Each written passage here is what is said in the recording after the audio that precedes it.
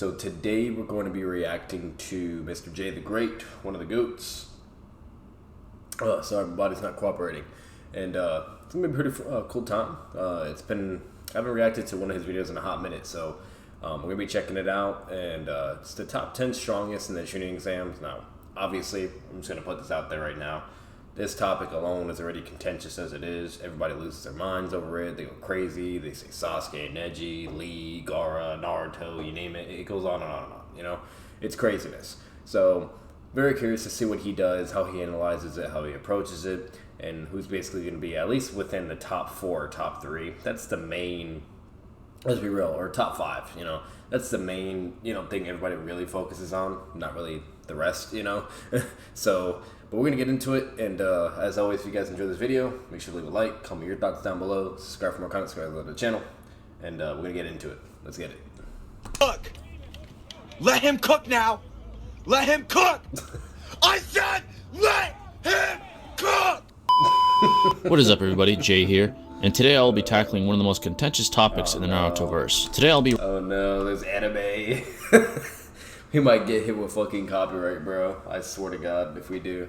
ranking the top 10 strongest tuning exam participants from weakest to strongest, and I thought I'd do this video knowing this topic in particular being one of the most debated and discussed topics throughout the Naruto-verse, with hopefully this video being a source of reference when discussing the topic. Now, to preface this video, I'll be ranking their participants based on their strongest versions up until the conclusion of the tuning exam arc itself, which encompasses chapters 34 to 119 of the manga respectively, which means Gaara fight QB amped Naruto beating his ass.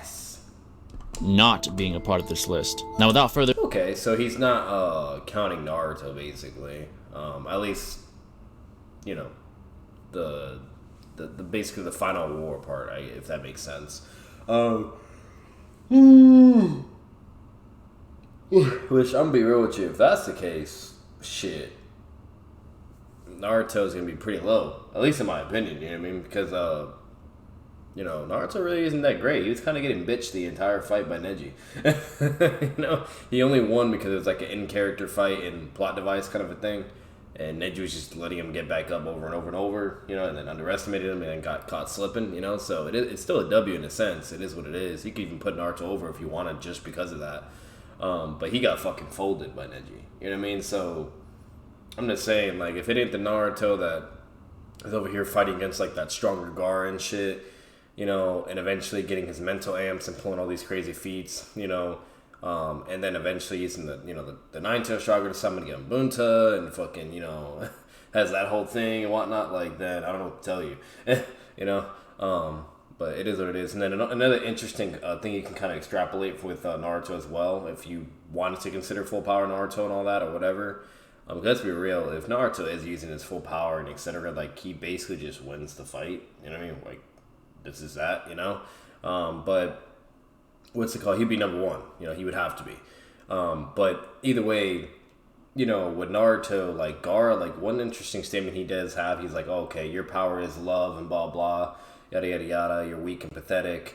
And then he's like, show me that power of what you showed against Hyuga. That's what makes you strong, blah, blah, So he was clearly intrigued with the Nine Tails power. That's what actually fascinated him and, gave him, like, basically gave him some interest, you know what I mean? It was kind of similar to the Sasuke vibes, where, Sasuke has, like, such deep void and hatred and despair within his eyes, and Gaara values that as strength and power, to consider him the strongest and whatnot, and etc., because, this is something they both have, so it makes them strong, so, but just putting that out there if you guys didn't know, but either way, that's fine, it's not the end of the world, so. Further ado, let's get straight to it.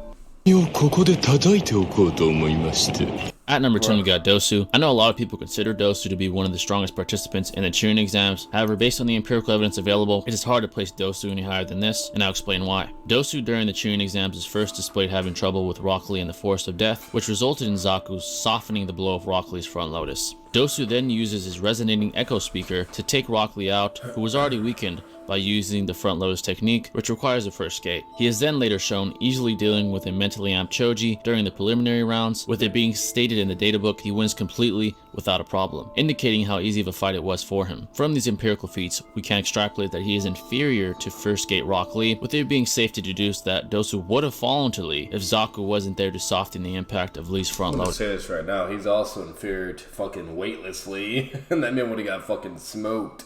And then not only that, even 1010 says, like, she states it verbatim and says Lee would have beat all three of them if he wasn't distracted by fucking Sakura and shit, you know, and whatnot. So you take that however you want, but, you know, but yeah, Lee with no weights, beats their ass, you know, Dozu, first gate, scales over, you know what I mean? And arguably, even weightedly, could potentially even win, apparently, if he had no distractions or something, you know? Aside from this, there isn't much else you could safely conclude as far as Dosu's scaling, with there being no other feats to extrapolate from. Hence the reason why Dosu just makes it on the list at number 10. The only other thing you can use is, you can use basically of him kind of pulling up and striking against Kabuto, you know what I mean? I'm not saying he scales to Kabuto, but, you know, he strikes so fast and Naruto's like, not Naruto, Sasuke's like, I could barely even see whatever. He's like, what happened? To be fair, what's it called? That particular Dozu, I mean, not that Sasuke. He wasn't using a Sharingan when he did the attack. If he had the Sharingan, he would be able to see it. But I'm just saying, like, you have that, and then the only other thing you can really use is, yeah, basically what Jay already covered: Force of Death in the Choji fight. That's it, you know. So, and that Dozu only scales so far. And if you're comparing to people like in the final tuning exams, good luck. He's definitely going to be in the lower tier, you know. So, does this hurt, punk? At number 9, we have Kankuro. So firstly, for those wondering why is he below Tamari, This squeal from Konohamaru, bro. spoiler alert, Tamari is at the very least a decent counter against Kankuro, being a long distance fighter, meaning she would more than likely keep Kankuro and his puppets and overall arsenal at bay, while also damaging him with her wing-based attacks.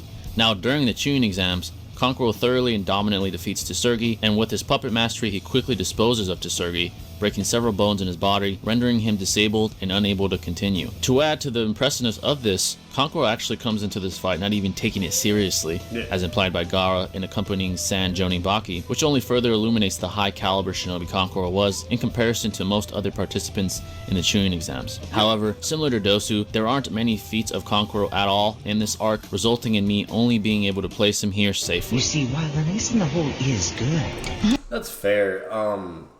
What I can say is like Kankuro and Tamara are like within a similar ballpark, but that she does have a very extreme advantage with her range attacks. That's just as simple as it is. You know what I mean? Like she could just keep him at a distance. Like don't get me wrong, Kankuro has like his smoke stuff, you know, like his poison stuff and everything. And if she gets obviously caught in that, then she's fucked. So it could potentially go either way, but at the same time, it's like she has the edge. You know what I mean? So I don't know. You know.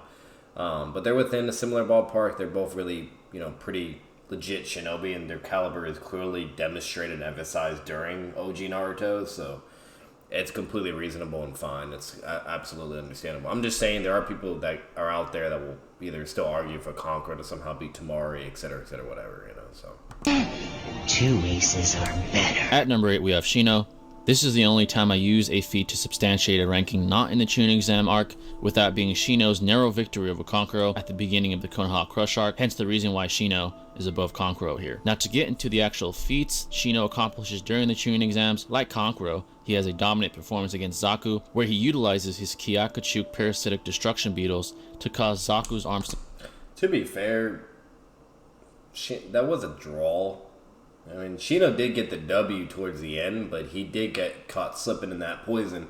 And it ended up in a draw overall, but I guess that's fine. to blow off when attempting to use a sound-based attack. But to once again reiterate, due to the limited empirical set of evidence, it is hard to place Shino any higher than this. Now, for those who say Shino and Kankuro were weaker here than during their battle later on, they both have similar dominant performances, allowing me to safely induce the gap between the two isn't much different later on than it is here. But if you disagree, that's fine, and make sure to leave in the comment section below why you think Kankuro would be stronger here, but slightly inferior later on during the Konoha Crush arc. I don't think any one of them are stronger. You know what I mean? Like, I think they're both within the similar ball. They were basically equal to each other and had a very high level shinobi fight. It was a tuning level fight, in my opinion. And once again, like, Conqueror gets him in the poison and shit. Now Shino's going to lose at any moment. Shino has to pull something, otherwise he's going to lose. He does it towards the end, and then Conqueror loses. You know what I mean? He just outsmarts him. So, Shino's really smart, and I would say that he does win, because he was able to outsmart him, you know? But then again, Conqueror's battle prowess, you know, analytical abilities as well is no joke, and that's why he was able to get the edge in the beginning and middle of the fight, you know? So, I wouldn't say either one is stronger than the other. I think that's a little weird. They're in like a similar ballpark, you know? So. Renfield, you will make a very good... Fucking ads. Well, local hottie. Next up, we have Tamari. She says that shit to Sasuke, bro, when she first appears.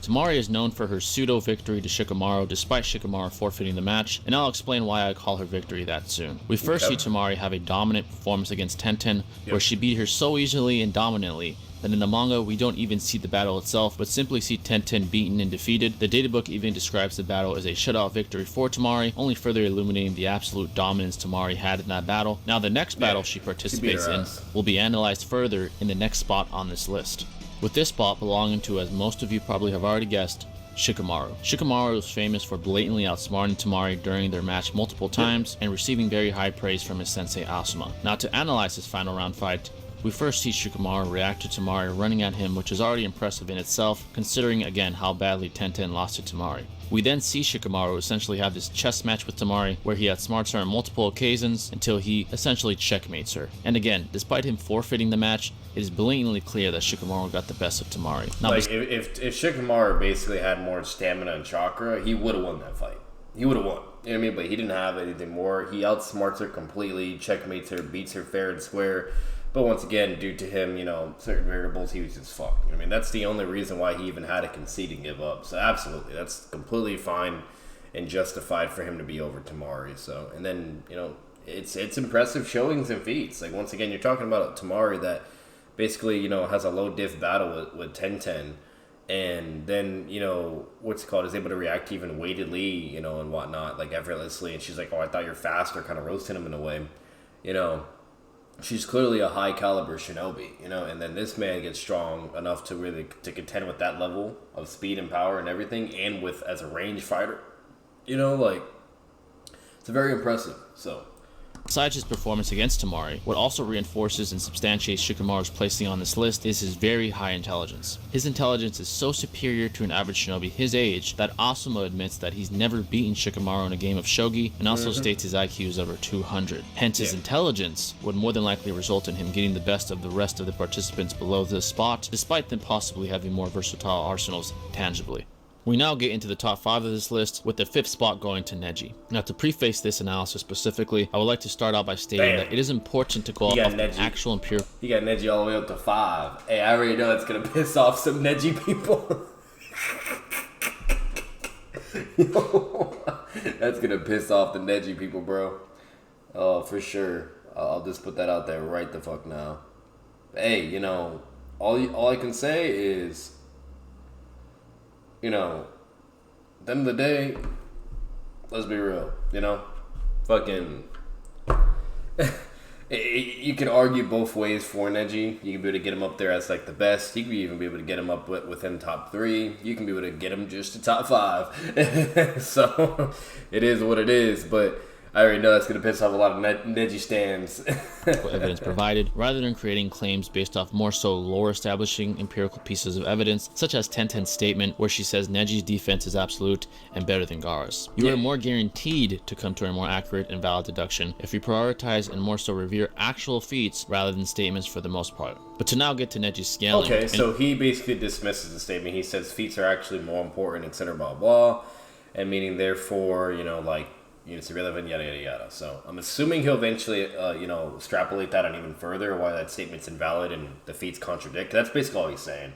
But that's fair. You know what I mean? Like, think about it, guys. You know, like, there's many, many statements in Naruto, you know, to where things are stated all the fucking time, and you got to analyze the context, you got to analyze the feats, and make sure it's supported thoroughly, and make sure there's no contradiction of what either your interpretation could be of that statement, Or better yet, if what just the literal, implication of what the statement's even implying. Like, for instance, like the fucking Itachi statement, where, he's over here saying, like, even if me and Kasame, fought Jiraiya and even had backup on top of it, meaning help from other Akatsuki members, we just can't fuck with them. It'd just be a draw, or we all die, whatever, blah, blah, just, like, we can't. Like, and that's blatantly bullshit, because we see him no different from Orochimaru, you know what I mean? Who, and all that and whatnot. So, like, once again, he has a point. It's not like he's tripping or anything, Important observation to make is the fear that other participants have of Neji from just his presence alone. We see this when Ino, Shikamaru, and Choju sort of bow down to him and tell him what he wants to hear to avoid an unnecessary battle. We then see this again with Team Dosu when Neji and Tenten catch up to Rock Lee.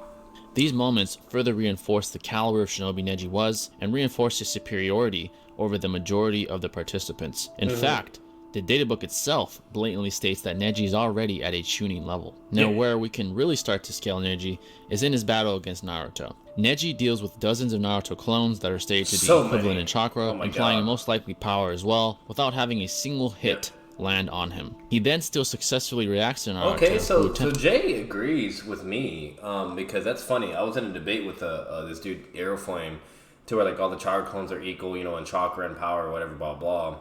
You name it, and, like, the man was he was not having it. He was getting pissed. He was hot. He was like, fuck that, no, the clones are way more weaker, blah, blah, this and that, yada, yada. And then I would explain, I'm like, well, you gotta think about it this way. Like, if they're drastically weaker, blah, blah, then they would all just get completely destroyed, and they wouldn't be able to have any use or create any diversions or distractions or even create an opening.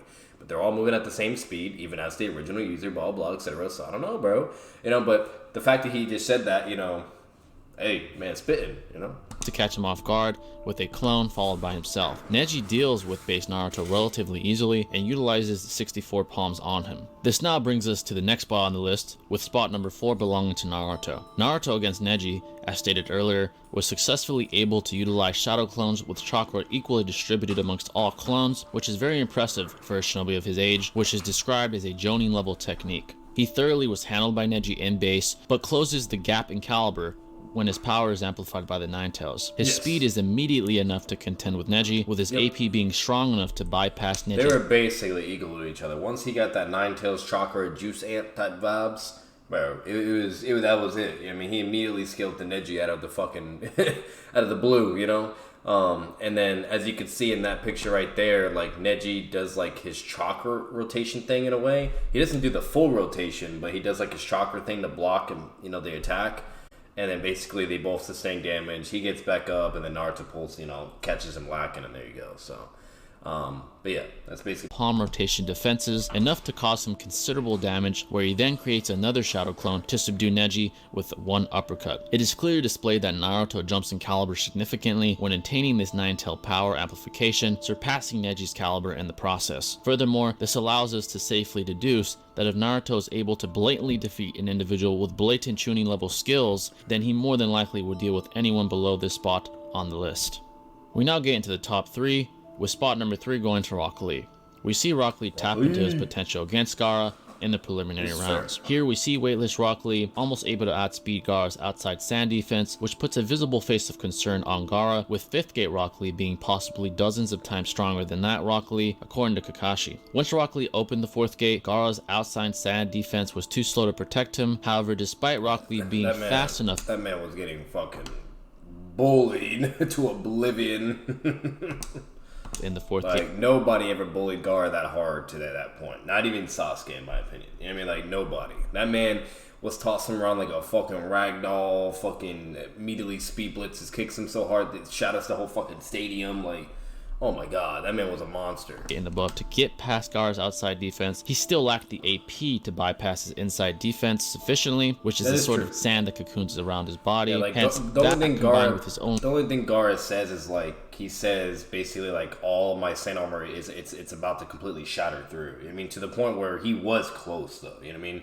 To where he was about to break through, and then basically he would just start fucking him up, and then Gaara would start actually bleeding and shit. You know what I mean? And then would be even more fucked. But yeah, unfortunately, due to time, everything, and Lee is limited with the gates. He doesn't have, like, all day, every day with it.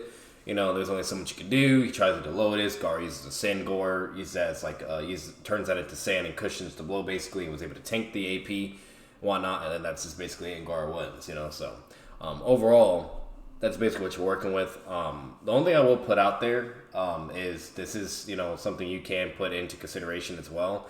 When Lee does do the first gate, just with that AP of Lotus, it's stated verbatim that it would be enough to take care of Gar by Guy and Lee. The only reason why Gar even survived that is because he was able to do a substitution, and he was only able to do a substitution because of how much weight he had with his body in the sand, to where Lee had to do extensive kick combos basically and get him higher in the air. Because normally, when you kick somebody, they're already all the way up in the air, right? Well, for him, since he's way more heavier, the sand, blah blah, that wasn't the case. So he had to do more combos, which the longer you're doing combos in the first gate, the more painful it gets. And so Lee flinched in pain. He was like, oh fuck, this pain's a lot. That gave Gar the opportunity to do substitution, and he was able to get out. Clearly showing the fact that, like, if Gar was able to do substitution, he would have been fucked. Even Gar knew, like, yeah, if I don't get out of this, I'm done. You know what I mean? So at the end of the day, it is what it is. But I'm just saying, just with the first gate alone, AP would definitely do enough to surpass the sand armor and everything. It's just stated verbatim by Guy and Lee, and even Gar felt that as well. And then when Lee once again goes into the 4th and 5th, like, his normal taijutsu AP wasn't enough to get through. Like, it almost got through. Even Gara says it. But it wasn't able to time-wise. And if Lee just had way more time, then he definitely would have won that fight just by just spamming endless amount of taijutsu hits, But either way, Lee was running low on time. He had to use the Lotus. Gar pulled a fucking crazy 200 IQ plan, survived the final blow, and that's it. GG's. You know what I mean? So it is what it is. It was kind of a kryptonite fight for Lee at the end of the day. Because at the end of the day, if there was anyone else there at that point in current time, they would have been fucked. You know what I mean? Fucked. So body's limitations is the reason why Gara was able to defeat him in the end at his current level of power. Now, for those wondering where is the Neji Rock Lee comparison, here it is. Since unfortunately we never got to see Rock Lee face Neji in the Chunin exams, we can only build a premise on the matter based on what we see empirically. Hence, based off Rock Lee's statement where he says he saved a move within his 5th gate arsenal for Neji, and Neji's statement where he verbally and visually expresses his genuine shock to the speed and caliber of 4th gate Rock Lee and above, and Rock Lee from the 4th gate on. That's just blatantly emphasizing that Lee is just way over it. And then not only that, it's stated verbatim that by Guy as well. You know what I mean? That, like, the reverse Lotus is what's required to take down Neji. You know what I mean? So meaning that would only require technically the 3rd gate. But if you want to be more generous to Neji, then you can say 4th gate. That's fine, whatever. But the manga just emphasizes that. You know what I mean? The anime shows it even more. It's stated verbatim by Guy that what's needed. And the data books as well. They literally have data book stuff that also show, like, that technique surpasses Neji and stuff. Like, it's blatantly stated to emphasize over and over. So once he gets to that point, Neji's getting dropped. He's fucked. You know what I mean? On is more than likely superior to Neji. Now, for those that say that Neji got stronger from here to the finals, it is far-fetched to assume that Neji got 5 to possibly more times stronger in that period of time, as just the first gate alone provides you a 5 times increase in power, implying that the 4th gate provides a substantially higher increase. Hence, like, we just don't know, unfortunately. Like, we know obviously all characters all around get stronger, etc. Shikamaru is even a prime example, but we just don't know how far. We don't know the quantifications. We don't know any of that. You know what I mean? In all actuality, Kishimoto only actually gives us 2 kinds of stats. He gives us stats for the beginning of Naruto, then he gives us stats for when they are in the Sasuke retrieval arc. You know what I mean? And those stats are clearly different, and clearly they've gotten strong overall time, which makes sense. But once again, it's just within certain periods of that time, especially from the preliminaries, and then eventually to the final Chunin exams. We just don't know, bro. And unfortunately, like, with everything that we have, feats-wise, you name it, etc., like, there's just nothing more to show that Neji got so strong to where even he is even surpassing Lee with the 3rd, 4th, or 5th fucking gate.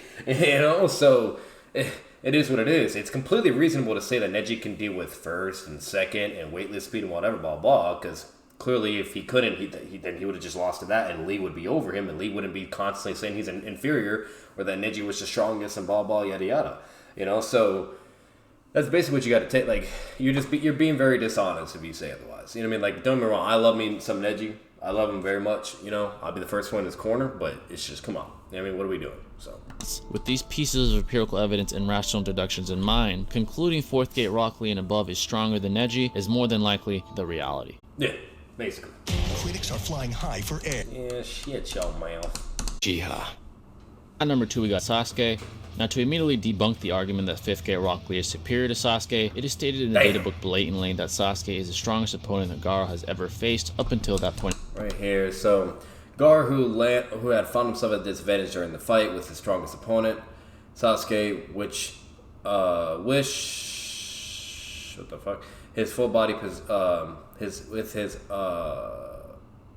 that wording's weird right there. What the fuck? But anyways, his full body possession. However, the training exams themselves were stopped due to the Kono Crush. Yeah, blah blah, whatever. Yada yada yada. Okay, cool. So at the end of the day, this is the simplicity of it. Okay, at the end of the day, at this point, you're gonna have a lot of angry people. You know what I mean? You're gonna have people that are like absolutely goated. You know what I mean? And then get Sasuke all the way up there, and this would be a good way to upscale Sasuke, and then to where therefore now he would be even above 5th Gate Lee, etc. etc. You name it, blah blah blah. Right? So you have that, and it's perfectly fine, perfectly reasonable. Okay, it is what it is. But that's basically the whole. That's the only way you can really argue for Sasuke is basically statements and interpretation evidence, and that's basically what you have. While for anybody that would have a problem with this or be like, "What the fuck? That's crazy," this and that, yada yada yada. Obviously you can be able to formulate arguments against this and try to say like whether if there's a contradiction or say what the actual correct interpretation is based on feats, etc. Blah blah. But once again, this is a whole other can of worms. You guys have seen plenty of reaction videos, and production videos of my own to where it's just you can go all day, every day with this. You know what I mean? Argue for both sides, you name it. So it is what it is. But at the end of the day, that's just basically what you have. And once again, this is kind of like a go-to general standard of what normally people do, anyways. Percentage-wise, like if you had a poll and it was created, 9 out of 10 times it's that Sasuke would win this percentage of like who wins, Sasuke or Lee, basically. You know what I mean? There's still a good percentage for people to advocate for Lee, for him to be over, etc. Yada yada. But popularity wise, percentage wise, and all that, it's Sasuke still has it. So at the end of the day, like I said, you can do arguments for either way. You can go either way all day, every day. But it's what you have. At the end of the day, it's a fair and it's an understandable argument. It is what it is, and if you're able to argue, you know what I mean? Because once again, this is it just being stated his strongest opponent.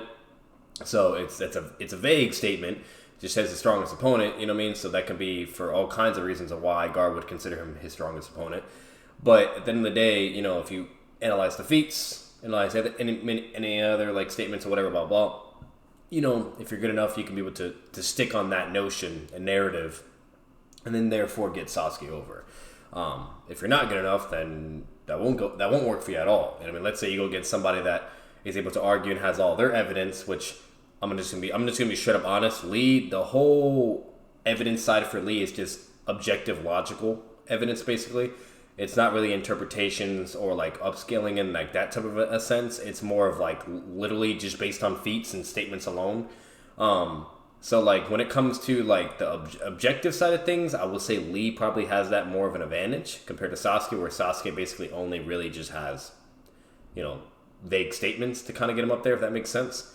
And then and then the only feats he has is like with him landing his Chidori, and then the one statement he has where he's like basically relative or almost to like weightless Lee speed, things like that. So overall, like that's all like the only amount of objective evidence we have for what he can do against Gaara. Well, that's basically it, While for Lee, he has like all his feats that he did with the gates, he has all his statements, then he has all his feats that he did while he was also weaker and nerfed, once he got out of surgery, in the retrieval arc, you name it. So like Lee has just all these feats and objective evidence, etc., to the point where that's why it would cause confusion, and to the point where people are like, wait a minute, like, what the fuck? How the fuck is Sasuke fucking with this guy? You know what I mean? Like, what? Like, that just makes no sense, huh? So, and people just go crazy over it, So, at the end of the day, it is what it is. You got to take it as it is, but it's understandable. It's fair. Shit, even Swag and Six go this direction as well. They actually believe this too, and they think Sasuke is just over, and that's it. Simple, So, if you're going to go along this scaling in this direction, just stick to it, though. Don't backtrack, at least, bare minimum. So, but it's interesting. Because everyone will basically stay on track and go in a direction. With the whole Neji and Lee comparison, blah blah. yada yada. But the moment it gets to Sasuke, it's like, oh, you know, like, nah, we're gonna do this. There's this statement, and this is why he's over. And it is really interesting. Cause I'm gonna be honest with you, if this statement was never in the data books, Sasuke would be fucked. I'm gonna be real with you. Like, how do you even argue for him then at that point? You know what I mean? Like, it's the best line of evidence that Sasuke has for out of, you know what I mean, just to even remotely get him to there, you know? So, and then another thing why people get really upset and angry is when you have Sasuke, like, if you analyze further feats and everything, like, he's over here, like, equally on par to base Naruto, you know, like, with the whole rooftop fight, you know, with Naruto saying, hey, I want to fight you too, whatever. You know, then you see the whole Gaara interaction. Naruto's still over, you name it. Then you see, you know, obviously Gaara's strongest opponent was technically Naruto as well. You have that too. So, you know, there's all that confusion where people are like, wait, this doesn't work, whatever, blah, blah. You know, then you have people that'll bring up, like, fucking the whole Chidori thing. That's the only reason why, you know, blah, blah. Or then you have people that actually take it even further and be like, well, no, Gaara, you know, he basically gauges power based upon, you know, like, the hatred in your eyes and, you know, the pain and whatnot. And that's what he determines by power itself. He says it several times.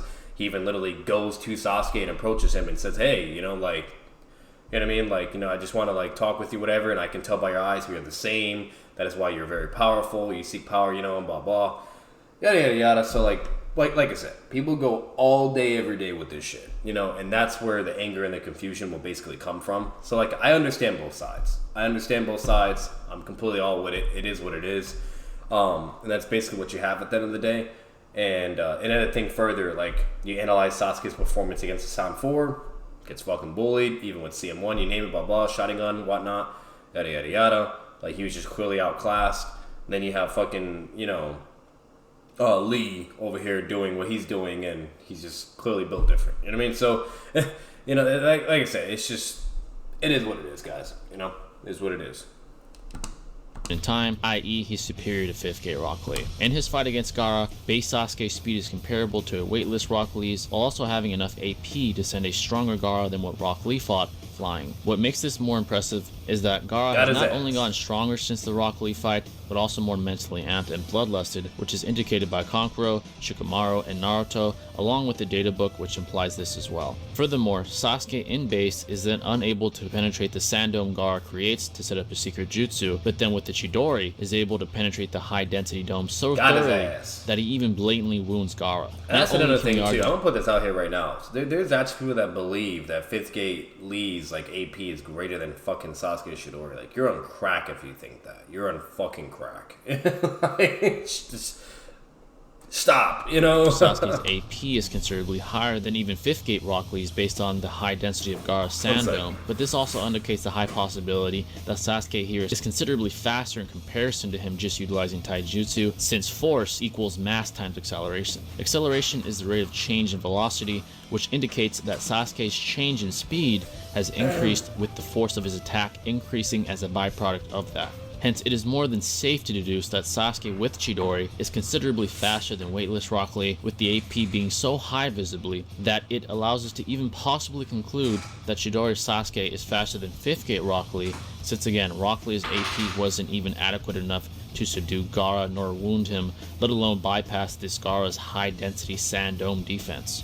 Furthermore, with the battle ending prematurely to the attempted Konoha invasion, the proctor refers to Sasuke as blatantly being at a Chunin level, so it is very clear and blatant that Sasuke is the top 2 strongest within the Chunin exams at this point in time. Finally, taking the top spot on this list, as I'm sure most of you have already guessed, we have Gaara. Gaara is an interesting character to scale in the Chunin exams because narratively, we can observe that he is almost always on the defensive, and we never really see him go on the offensive outright until after the Chunin exams, with the commencement of the attempt since I'm over here failing and multitasking, unfortunately. Hang on. With the battle ending prematurely to the attempt isn't even adequate enough to subdue Gaara nor wound him, let alone bypass this Gaara's high density sand dome defense.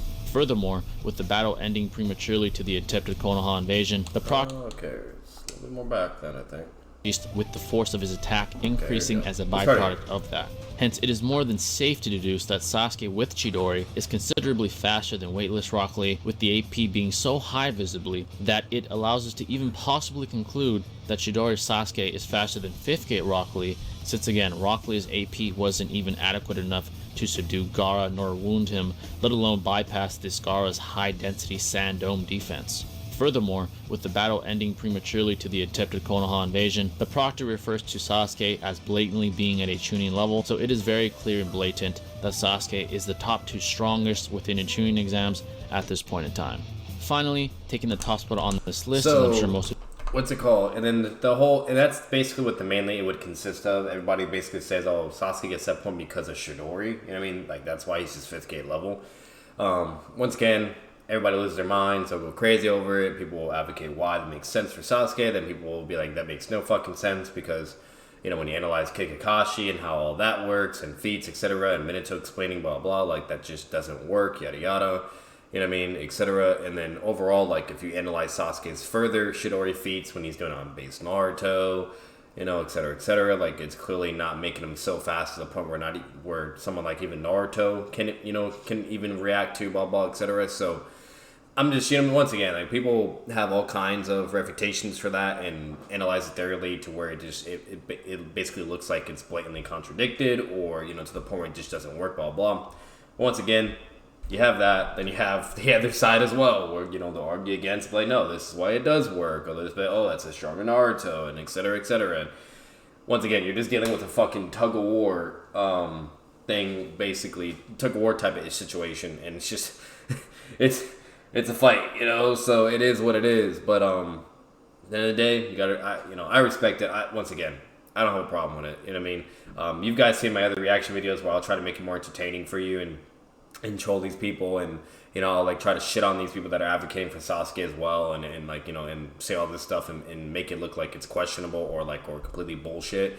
So you guys already know the vibes, you know what I mean? But at the end of the day, it's like I'm gonna be like reasonable and humble, you know. It's like it is what it is, you know what I mean? Like it's not like completely outrageous or like you know, crazy or some fucking Coxie versus Pain shit, you know what I mean? It's not like that at all. So we have already guessed, we have Gaara. Gaara is an interesting character. I'm actually glad he put Gaara number 1. That I do absolutely agree with that, because a lot of people actually put Sasuke as number 1, and that I don't agree with that at all.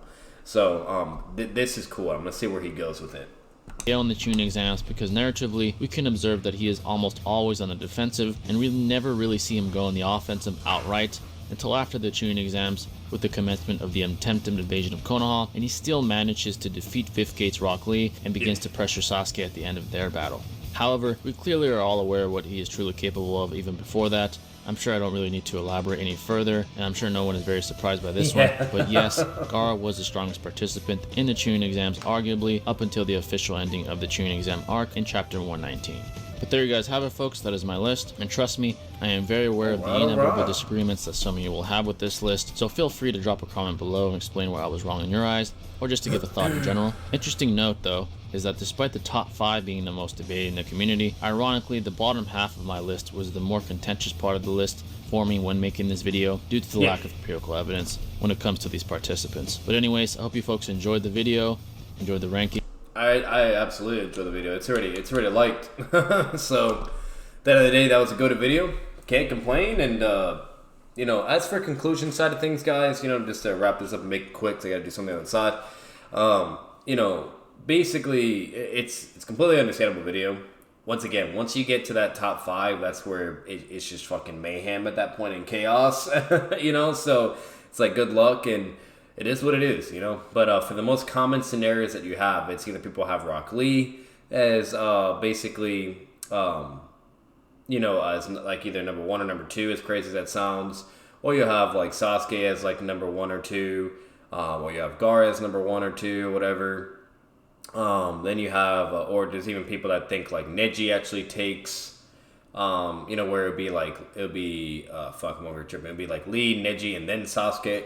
And then they'll have Gaara like either as number 1 for that too, you know. So you have all kinds of stuff. And then obviously, if you're including Naruto, then basically you know, people would either have him as number one or they would have him lower, you know what I mean? Yada, yada. Like, it just, once again, it's just all over the place. It's everywhere. So, it is what it is. But for the most part, everything was completely solid. You know, even all the other characters, you know, Shikamaru, Tamara, blah, blah, all that stuff he did, like, that was pretty legit. I mean, he did a very great job with that.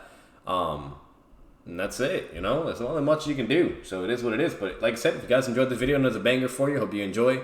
There'll be plenty more reactions along the way, etc. You name it. And I actually got an interesting reaction coming up from King Bullet. I'll be showing you guys. It's actually about Neji versus Sasuke. And basically him extrapolating arguments and formulating arguments to how he thinks Neji would actually be over this particular Sasuke that even Jay was referring to. So, you know what I mean? But just kind of switch up the vibes and kind of show what I mean by how people can argue for these characters and formulate their arguments, etc. And yada, yada, why it's just so crazy. So, but yeah. That'll be that, and as always, guys, I'll see you in the next video. I'm out. Peace.